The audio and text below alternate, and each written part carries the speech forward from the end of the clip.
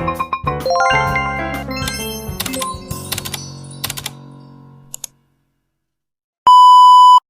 bismillahirrahmanirrahim. Assalamualaikum warahmatullahi wabarakatuh.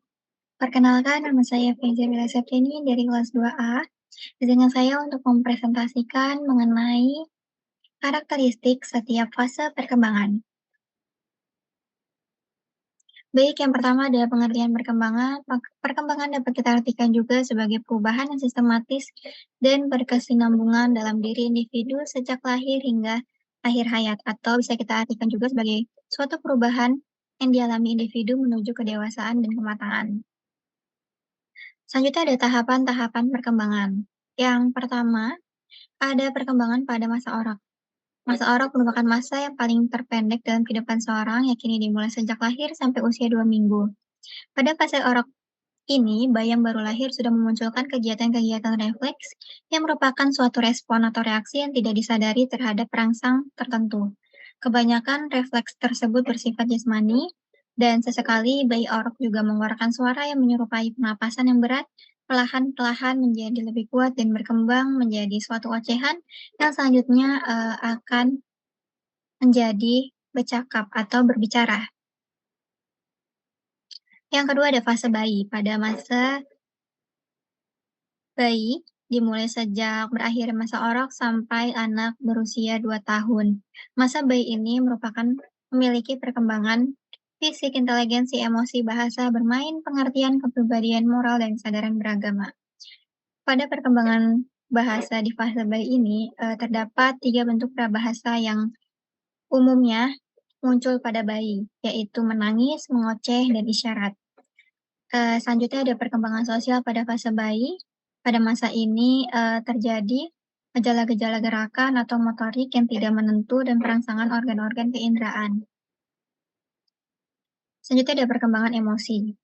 Yang pertama ada pada usia 0 sampai 8 minggu. Kehidupan bayi, dikuasai oleh emosi atau impulsif, dan emosi ini sangat bertalian dengan perasaan indrawinya atau perasaan fisiknya.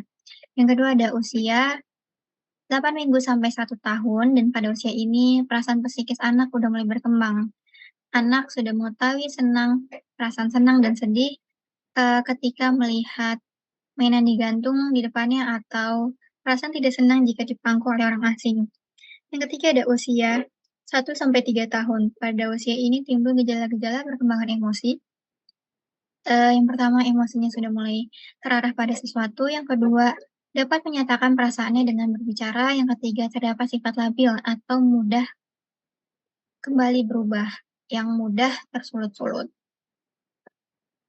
Yang ketiga ada fase prasekolah atau usia taman kanak-kanak. Pada usia prasekolah merupakan fase perkembangan individu, umumnya pada usia 2 sampai 6 tahun, ketika anak udah memiliki kesadaran mengenai dirinya, itu laki-laki ataupun perempuan, dan seiring berkembangnya waktu, anak-anak sudah bisa mengatur dirinya dalam buang air atau toilet running. Jadi anak-anak tersebut ini udah bisa tahu nih kalau dia laki, oh berarti kita harus, cari kolam buang air ke yang toilet laki-laki, dan udah mengenal juga beberapa hal yang dianggapnya berbahaya. Selanjutnya ada perkembangan emosional. Pada usia 4 tahun, anak sudah bisa membedakan bahwa aku berbeda dengan orang lain. Kesadaran ini diperoleh dari pengalamannya bahwa tidak setiap keinginannya dipenuhi orang lain. Bersama dengan itu berkembang pula perasaan harga diri yang menuntut pengakuan dari lingkungannya. Jika lingkungannya tidak mengakui perkembangan anak, maka itu akan berdampak negatif pada anak tersebut.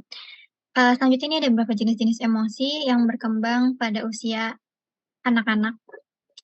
Misalnya, rasa takut, rasa cemas, rasa marah, rasa cemburu, rasa senang, rasa kasih sayang, rasa fobia atau akan ketakutan, atau rasa ingin tahu yang begitu tinggi. Selanjutnya ada perkembangan bahasa. Pada usia ini, perkembangan bahasa itu diklasifikasikan menjadi 2 tahap. Yang pertama pada masa ketiga, umumnya pada usia 2 sampai 2,6 tahun, yang memiliki ciri-ciri anak sudah mulai bisa menyusun kalimat tunggal yang sempurna. Yang kedua, masa keempat, umumnya pada usia 2,6 sampai 6 tahun, Memiliki ciri-ciri anak-anak sudah dapat menggunakan kalimat majemuk beserta anak kalimatnya. Selanjutnya ada perkembangan sosial. Pada masa prasekolah, perkembangan sosial anak tuh sudah tampak jelas dan mereka sudah mulai aktif bersosialisasi dengan teman sebayanya. Berikut ada beberapa tanda yang tampak pada tahap ini. Yang pertama, anak udah mengetahui nih aturan bagi lingkungan keluarga, teman bermain, ataupun lingkungan sekolahnya, dan sedikit demi sedikit anak tersebut udah mulai patuh akan peraturan yang dibuatnya. Selanjutnya, anak mulai dapat bermain bersama anak-anak lain atau teman sebayanya, atau bisa kita sebut juga sebagai peer group. Yang keempat ada fase anak sekolah atau usia sekolah dasar. Pada usia sekolah dasar, umumnya pada umur 6-12 tahun, anak-anak sudah dapat mereaksikan rangsangan intelektual atau melaksanakan tugas-tugas belajar yang menuntut kemampuan intelektualnya ataupun kemampuan kognitifnya. Sehingga pada periode ini ditandai dengan ada 3 kemampuan atau kecakapan baru yang dimiliki pada usia anak sekolah dasar ini, yaitu mengklasifikasikan, menyusun dan mengasosiasikan angka-angka ataupun suatu bilangan. Perkembangan bahasa pada usia sekolah. Bahasa menjadi sarana untuk berkomunikasi dengan orang lain, sehingga pada masa sekolah ini merupakan masa berkembang pesatnya kemampuan mengenai atau menguasai pembendaharaan kata. Ada 2 faktor penting yang dapat mempengaruhi perkembangan bahasa anak. Yang pertama ada proses menjadi matang. Organ-organ atau organ-organ suara atau bicara udah mulai berfungsi. Yang kedua ada proses belajar, mempelajari bahasa orang lain dengan cara mengintimidasi ucapan atau kata-kata yang didengarkannya. Selanjutnya ada perkembangan sosial, usia sekolah. Perkembangan sosial pada anak sekolah dasar, ditandai dengan adanya perluasan hubungan. Di samping dengan keluarga, dia juga membentuk ikatan baru dengan teman sebaya ataupun teman sekelasnya, sehingga ruang gerak hubungan sosialnya ini dapat bertambah luas. Selanjutnya ada perkembangan emosi. Pada masa sekolah, anak mulai menyadari bahwa pengungkapan emosi itu tidak harus diterima oleh masyarakat. Oleh karena itu, dia mulai belajar untuk mengontrol ekspresi emosinya. Yang kelima ada fase remaja. Fase remaja merupakan segmen perkembangan individu yang sangat penting yang diawali dengan matangnya organ-organ fisik atau seksual sehingga pada fase remaja ini sudah mampu bereproduksi. Menurut Kanopka, masa remaja meliputi ada 3 tahap. Yang pertama remaja awal, umumnya pada usia 12 sampai 15 tahun. Yang kedua ada masa remaja madya, umumnya pada usia 15 sampai 18 tahun. Dan yang terakhir ada remaja akhir, umumnya pada usia 19 sampai 22 tahun. Selanjutnya ada perkembangan emosi.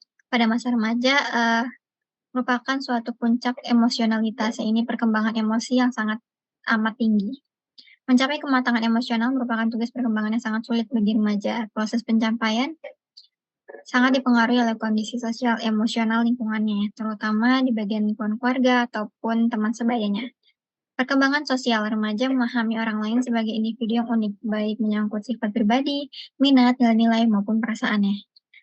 Pada masa remaja ini, remaja tuh pastinya akan memilih teman yang memiliki kualitas psikologisnya yang relatif mirip atau sama dengan dirinya, baik yang menyangkut interest atau ketertarikan, sikapnya, maupun nilai dan kepribadiannya.